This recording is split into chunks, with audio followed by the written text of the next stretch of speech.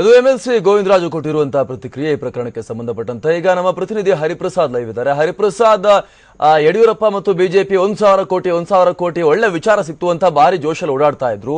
ಈಗ ಎಡವಟ್ ಮಾಡಿಕೊಂಡು ಈಗ ತಂಬ ಬಣ್ಣವನ್ನ ಕೂಡ ಬಯಲು ಮಾಡಿಕೊಂಡಿದ್ದಾರೆ. ಈ ಮೂಲಕ ನಮ್ಮೆಲ್ಲರ ಹಣೆಬರ ಒಂದೇ ಅಂತ ಬಯಲು ಮಾಡಿದ್ದಾರೆ. ಎಲ್ರಿಗೂ ಕೂಡ ಗೊತ್ತಿರುವಂತಹ ವಿಚಾರ, ಅಧಿಕಾರದಲ್ಲಿರುವಂತಹ ರಾಜ್ಯಗಳಿಂದ ಹೈಕಮಾಂಡ್ಗೆ ದುಡ್ಡು ಹೋಗುತ್ತೆ ಅಂತ.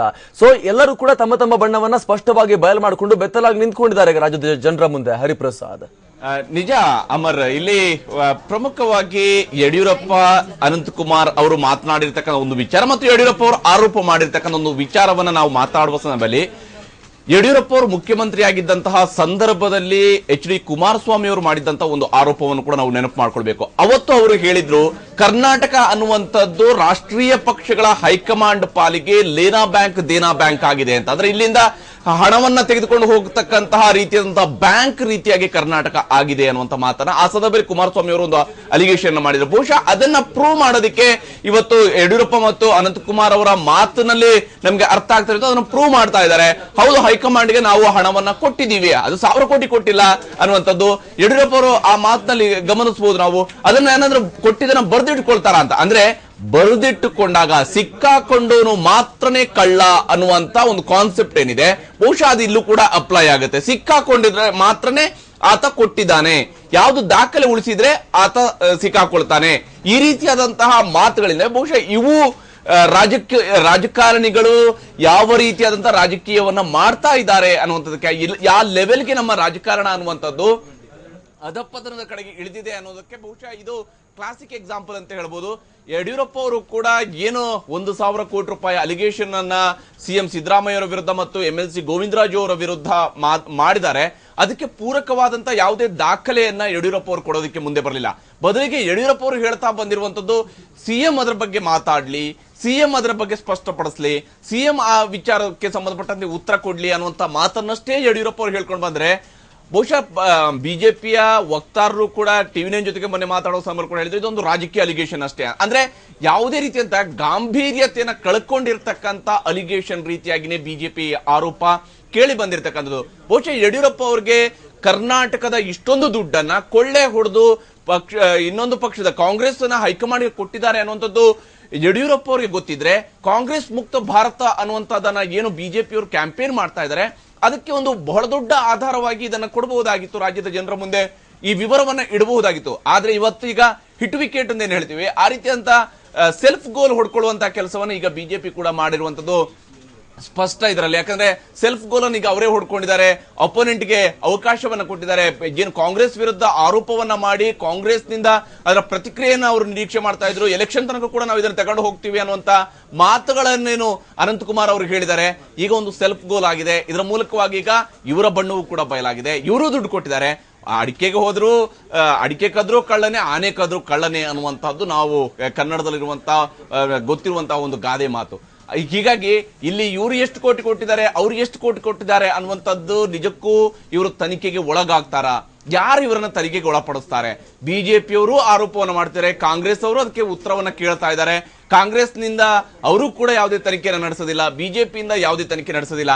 ಹೀಗಾಗಿ ತನಿಖೆಗಳೇ ಇಲ್ಲದೆ ಇವು ಕೇವಲ ರಾಜಕೀಯ ಆರೋಪಕ್ಕಾಗಿ ಕರ್ನಾಟಕದ ಜನರನ್ನ ದಿಕ್ಕು ತಪ್ಪಿಸುವಂತ ಕಾರಣಕ್ಕಾಗಿ ಮಾತ್ರ ಇದು ಬಳಕೆ ಆಗುತ್ತೆ ಹೊರತು ಬೇರೆ ಯಾವುದೇ ರೀತಿಯಾದಂತಹ ಉದ್ದೇಶವನ್ನ ಇವರು ಇದರ ಮೂಲಕವಾಗಿ ಸಾಧಿಸಲ್ಲ ಅನ್ನುವಂಥದ್ದು ಕೂಡ ಸ್ಪಷ್ಟವಾಗಿ ಗೋಚರಿಸ್ತಾ ಇದೆ. ಅಮರ್, ಹರಿಪ್ರಸಾದ್, ಅಲ್ಲಿ ಅನಂತಕುಮಾರ್ ಮಾತನಾಡ್ತಾ ಹೇಳ್ತಾರೆ, ಒಂದು ಹರಳು ಹಾಕಿದ್ರೆ ಸಾಕು ಹೊತ್ಕೊಂಡು ಉರಿಯುತ್ತೆ, ನೆಕ್ಸ್ಟ್ ಎಲೆಕ್ಷನ್ ತನಕ ಕೂಡ ಆನ್ಸರ್ ಮಾಡ್ಕೊಂಡು ತಿರ್ಬೇಕಾಗತ್ತೆ, ತಿರ್ಗ್ಲಿ ಬಿಡಿ ಆನ್ಸರ್ ಮಾಡ್ಕೊಂಡು ಅಂತ ಬಾರಿ ಮಜವಾಗಿ ಮಾತನಾಡ್ತಾ ಇದ್ರು. ಆದ್ರೆ ಈಗ ಆನ್ಸರ್ ಮಾಡುವ ಸರದಿ ಅವರಿಬ್ಬರದಾಗಿದೆ. ಈಗ ಪ್ರತಿಪಕ್ಷಗಳು ಸಹಜವಾಗಿ ಅಂದ್ರೆ ಕಾಂಗ್ರೆಸ್ ಮತ್ತು ಜೆಡಿಎಸ್ ಈಗ ಪ್ರಶ್ನೆಯನ್ನ ಕೇಳ್ತಾರೆ, ನೀವು ಬರೀ ಆರೋಪ ಮಾಡಿದ್ರಿ, ನೀವು ನಾವೇ ಮಾಡಿದೀವಿ ಅಂತ ನೀವು ವಿಡಿಯೋದಲ್ಲಿ ಒಪ್ಕೊಂಡಿದ್ದೀರಾ, ಈಗ ಆನ್ಸರ್ ಮಾಡಿ ಅಂತ ಅವ್ರು ಕೇಳ್ತಾರೆ. ಸೊ ಈಗ ಆನ್ಸರ್ ಮಾಡಬೇಕಾಗಿರೋ ಸರದಿ ಯಡಿಯೂರಪ್ಪ ಮತ್ತು ಅನಂತಕುಮಾರ್ ಅವ್ರದ್ದು ಕಡೆ ತನಕ ಕೂಡ, ಎಲೆಕ್ಷನ್ ತನಕ ಕೂಡ. ನಿಜ ಅಮರ್, ಯಾಕಂದ್ರೆ ಇವರು ಇವಾಗ ಏನು ಆರೋಪವನ್ನ ಮಾಡಿದ್ದಾರೆ ಮತ್ತು ಅದಕ್ಕೆ ಈಗ ಒಂದು ತಮ್ಮ ವಿಚಾರಗಳನ್ನು ಕೂಡ ಏನು ಬಿಟ್ಟುಕೊಂಡಿದ್ದಾರೆ.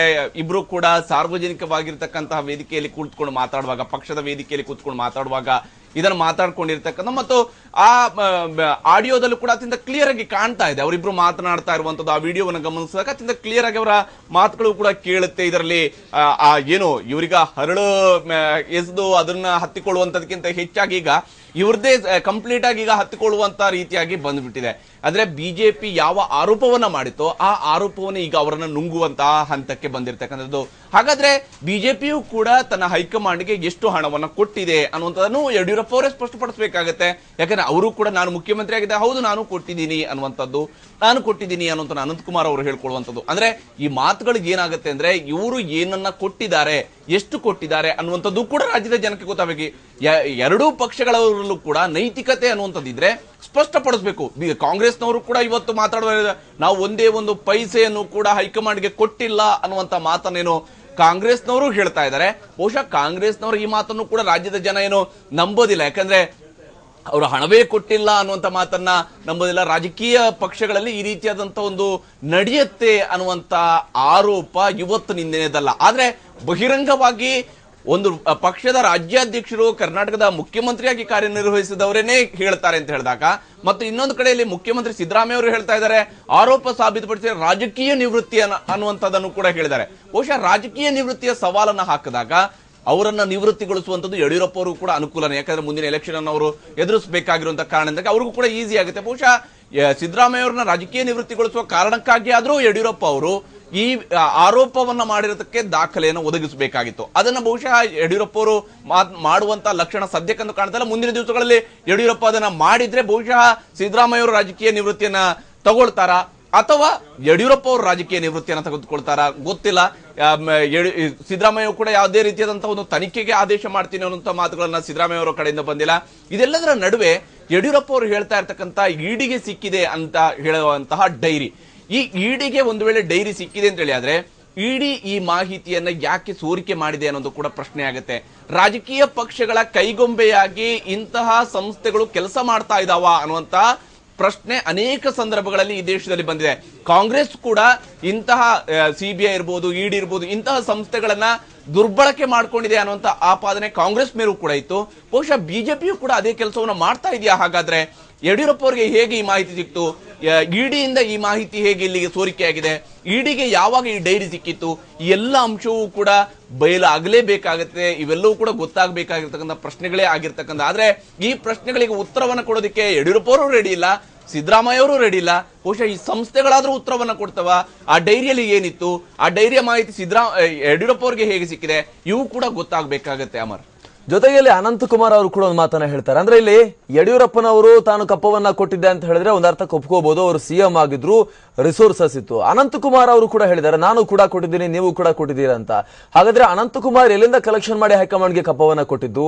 ಕೇಂದ್ರ ಸಚಿವರಾಗಿದ್ದುಕೊಂಡು ಹಾಗಾದ್ರೆ ಈ ಕೆಲಸವನ್ನು ಅವರು ಮಾಡಿದಾರ? ಹಾಗಾದ್ರೆ ಕೇಂದ್ರ ಸರ್ಕಾರದಲ್ಲೂ ಕೂಡ ಈ ಪದ್ಧತಿ ಇದೆಯಾ ಹಾಗಾದ್ರೆ ಅನ್ನುವಂತ ಪ್ರಶ್ನೆ ಹರಿಪ್ರಸಾದ್. ಅಂದ್ರೆ ಅವರು ಇವತ್ತು ಕೊಟ್ಟಿದ್ದಾರಾ ಅಥವಾ ಹಿಂದೆ ಕೊಟ್ಟಿದ್ದಾರಾ, ಎಲೆಕ್ಷನ್ ಟೈಮ್ ಅಲ್ಲಿ ಕೊಟ್ಟಿದ್ದಾರಾ, ಇವೆಲ್ಲವೂ ಕೂಡ ಗೊತ್ತಾಗಬೇಕುತ್ತೆ. ಆದ್ರೆ ಒಂದಂತೂ ಸ್ಪಷ್ಟ, ರಾಜಕಾರಣಿಗಳ ಈ ಮಾತುಗಳನ್ನ ಗಮನಿಸಿದಾಗ ಇವರೆಲ್ಲರೂ ಕೂಡ ತಮ್ಮ ಸ್ಥಾನದ ಭದ್ರತೆಗಾಗಿ, ಅಂದ್ರೆ ಏನು ಯಡಿಯೂರಪ್ಪ ಅವರು ಕೂಡ ಸಿದ್ದರಾಮಯ್ಯ ಅವರ ಮೇಲೆ ಮಾಡ್ತಾರಂತ, ಅವರು ಮುಖ್ಯಮಂತ್ರಿಯಾಗಿ ಉಳ್ಕೊಳ್ಬೇಕು ಅಂದ್ರೆ ಈ ಹಣವನ್ನು ಕೊಟ್ಟಿದ್ದಾರೆ ಅನ್ನುವಂತ ಮಾತನ್ನೇನು ಯಡಿಯೂರಪ್ಪ ಅವರು ಹೇಳ್ತಾರೆ. ಬಹುಶಃ ಇದನ್ನೇ ನಾವು ಅನಂತಕುಮಾರ್ ಅವ್ರಿಗೂ ಕೂಡ ಅಪ್ಲೈ ಮಾಡಬಹುದು. ಸ್ವತಃ ಯಡಿಯೂರಪ್ಪ ಅವರು ಕೂಡ ಅಪ್ಲೈ ಮಾಡಿದ್ರೆ ಇವರ ಸ್ಥಾನವನ್ನ ಭದ್ರ ಮಾಡಿಕೊಳ್ಳೋದಿಕ್ಕಾಗಿ ಇವರು ಈ ರೀತಿಯಾದಂತಹ ಹಣವನ್ನ ಕೊಟ್ಟಿದ್ದಾರಾ ಹಾಗಾದ್ರೆ ಅನ್ನುವಂಥದ್ದನ್ನ. ಮತ್ತು ಅನಂತಕುಮಾರ್ ಅವರು ಈಗ ಇದೇನು ಮೊದಲ ಬಾರಿಗೆ ಮಂತ್ರಿ ಆದಂತವರಲ್ಲ, ಅವರು ಹಿಂದೆಯೂ ಕೂಡ ಕೇಂದ್ರದ ಸಚಿವರಾಗಿ ಕೆಲಸವನ್ನ ಮಾಡಿದಂತವರು. ಅವರ ವಿರುದ್ಧವೂ ಕೂಡ ಆ ಸಂದರ್ಭದಲ್ಲಿ ಒಂದಷ್ಟು ಆಪಾದನೆಗಳು ಇತ್ತು. ಅನಂತಕುಮಾರ್ ಅವರ ವಿರುದ್ಧವೂ ಕೂಡ ಆಪಾದನೆ ಇತ್ತು. ಹೀಗಾಗಿ ಅನಂತಕುಮಾರ್ ಅವರು ಕೂಡ ಯಾವ ಕಾರಣಕ್ಕಾಗಿ ಇಂತಹ ಯಾವ ಹಂತದಲ್ಲಿ ಎಷ್ಟು ಪ್ರಮಾಣದಲ್ಲಿ ಹಣವನ್ನ ಕೊಟ್ಟಿದ್ದಾರೆ, ಅವರಿಬ್ರು ಕೂಡ 1000 ಕೋಟಿ ಕೊಟ್ಟಿಲ್ಲ ಅನ್ನುವಂತ ಮಾತನ್ನ ಹೇಳ್ತಾರೆ. ಹಂಗಾದ್ರೆ ಇವರೊಂದು 100 ಕೋಟಿ ಕೊಟ್ಟಿದ್ದಾರಾ, 200 ಕೋಟಿ ಕೊಟ್ಟಿದ್ದಾರಾ, ಎಷ್ಟು ಕೋಟಿ ಕೊಟ್ಟಿದ್ದಾರೆ ಅನ್ನೋದಾದ್ರೂ ಗೊತ್ತಾಗಬೇಕಾಗತ್ತೆ. ಬಹುಶಃ ಅದನ್ನ ಅವರಿಬ್ರು ಕೂಡ ಹೇಳ್ಕೊಳ್ಳುವಂತ ಸಂದರ್ಭದಲ್ಲಿ ಒಂದು ರೀತಿಯ ಖುಷಿಯಲ್ಲಿದ್ರು ಅವರು. ಅವರಿಬ್ಬರ ಮಾತನ್ನ ಗಮನಿಸಿದ್ರೆ ಮುಂದಿನ ಎಲೆಕ್ಷನ್ಗೆ ಇದೊಂದು ಇಶ್ಯೂ ಆಗತ್ತೆ ಅನ್ನುವಂಥದ್ದು ಅವರ ಪ್ರಮುಖವಾಗಿರ್ತಕ್ಕಂಥ ಖುಷಿಗೆ ಕಾರಣ ಅಂತೇಳಿ ಗಮನಿಸಬಹುದು ಅಮರ್. ಧನ್ಯವಾದ.